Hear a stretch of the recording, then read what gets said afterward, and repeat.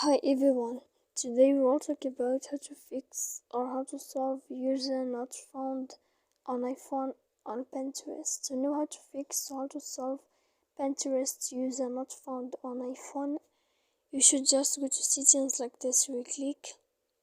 After that, in this page you will go to apps, default apps, app settings. When you will see this list, you will go down to find the application of Pinterest and you will enter. Then in this page you will go to click for stop. When you will enter this, you will enter to storage. After that you will click clear cache. Then you will go to click clear data. And when you will end all this stuff, as you see here, you can turn off your phone. So please don't forget to support us by like and subscribe. See you next time in another video, and thank you for watching.